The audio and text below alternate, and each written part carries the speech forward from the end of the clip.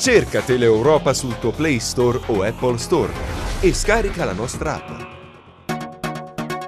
Cambiamo argomento, la scuola. I docenti che si definiscono esiliati di fase B scrivono una lettera al ministro Fedeli, protestano per i possibili trasferimenti. Il sindacato spiega i nodi della normativa e dice: in Calabria poche classi. Vediamo. Eccola la lettera aperta inviata al ministro dell'istruzione Valeria Fedeli da parte dei docenti di fase B che si definiscono esiliati. Vite sospese, sottolineano nella missiva, fino al 31 agosto, termine ultimo dettato dal Ministero per la definizione delle operazioni.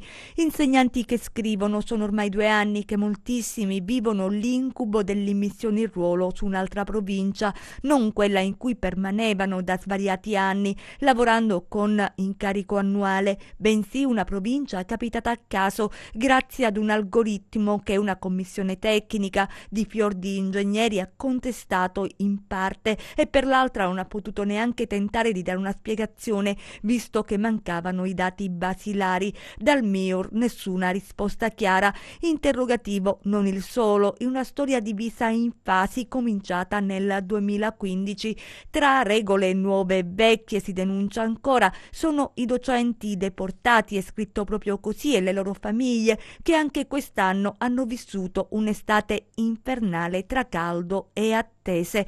Pensavano che fosse finita l'angoscia estiva con il precariato e invece no, è anche peggio. Giocano con la vita di chi ha più di 40 anni e ha fatto le proprie scelte, ha messo su famiglia, ha comprato casa e paga un mutuo. Ciò che chiediamo, affermano infine i docenti, è di tramutare i posti da organico di fatto ad organico di diritto e permettere la mobilità sul 100% dei posti. Solo questo ormai resta da fare per manifestare una consapevole volontà di riportare a casa chi è stato penalizzato, per restituirgli giustizia, perché non si può vivere vittime di un algoritmo, ossia di un procedimento sistematico di calcolo. Qui il calcolo è fatto sulla vita di decine di famiglie che aspettano risposte certe e soprattutto dovute.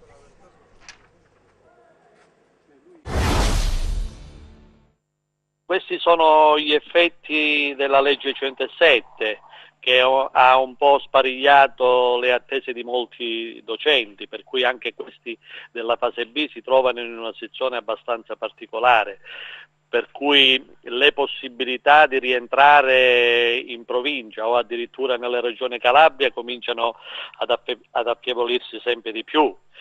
Il contesto, diciamo, numerico degli alunni in Calabria non favorisce l'aumento delle classi. Bisogna leggere anche i dati numerici con i quali si formano gli organici, purtroppo, e in Calabria quest'anno registriamo un decremento scolastico di circa 4.000 unità, quindi significa complessivamente meno classi. Sul sostegno ovviamente è un procedimento un po' particolare, per cui ci possono essere situazioni anche sul cosiddetto organico di fatto, che sono tutte quelle operazioni che avvengono successivamente all'organico di diritto, per cui le possibilità eventualmente di rientrare sono maggiori rispetto a coloro i quali sono invece sulla comune. Per cui le preoccupazioni dei docenti sono concrete e sono vere. Noi ci auguriamo che il Ministro faccia qualche cosa in più, faccia uno sforzo maggiore, per cui ci aveva preannunciato che molti posti, per esempio, che erano sull'organico di fatto, potessero diventare organico di diritto, quindi su questo fare tutte le operazioni di trasferimenti, immissioni in ruolo e tutto il resto. Così purtroppo non è stato, se non per un'esigua parte.